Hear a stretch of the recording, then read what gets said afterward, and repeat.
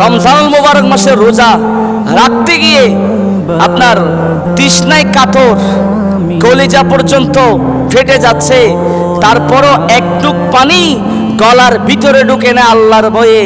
কিন্তু সেই আল্লাহর ভয় যদি আমাদের অন্তরে থাকতো, আমরা কোনোদিন মানুষের গায়ের ওপর হাত তুলতাম না, সুদের ব্যবসা করতাম না, ঘুষের লেনদেন করতাম না, মদ হাতের মধ্যে নিতাম না। কথা কোন ঠিক না?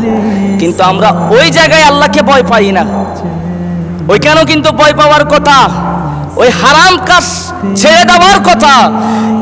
সেই হারাম কাজগুলো ছেড়ে দেওয়ার জন্যই তো রমজান মাস।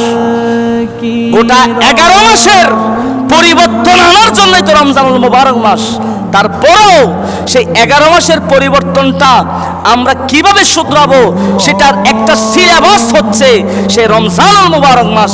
বান্দা তুমি গুনাহ ছেড়ে দাও, বান্দা তুমি অপরাধ ছেড়ে দাও, বান্দা জুলুম ছেড়ে দাও, বান্দা নির্যাতন ছেড়ে দাও, তাহলে তোমার ইবাদতের মধ্যে শান্তি ফিরে আসবে। তুমি আল্লাহকে পাওয়ার জন্য সেই সন্তুষ্টি তুমি অর্জন করতে পারবে। কিন্তু আমরা তো সেটার মধ্যে নাই। লাখ লাখ টাকা ঘুষের লেনদেন এ রমজান মাসেও চলে, মদের ব্যবসা রমজান মাসেও চলে, পতিতালয়ের ব্যবসা রমজান মাসেও চলে।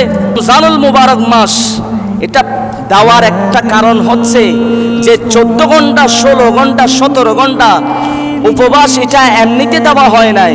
এটার কারণ হচ্ছে যে রোজা রাখা অবস্থায় বান্দা যেন আল্লাহর নিকটবর্তী যেন হতে পারে, গুনার কাজ ছেড়ে দিয়ে, দুনিয়া যেন ছেড়ে দিয়ে, দুনিয়া বিমুখ হয়ে যেন বান্দা যেন আল্লাহর হয়ে যায়, আর আল্লাহ যেন বান্দার হয়ে যায়। সেজন্য রমজানুল মুবারক মাসের রোজা ফরজ করা হয়েছে। সুবহানাল্লাহ।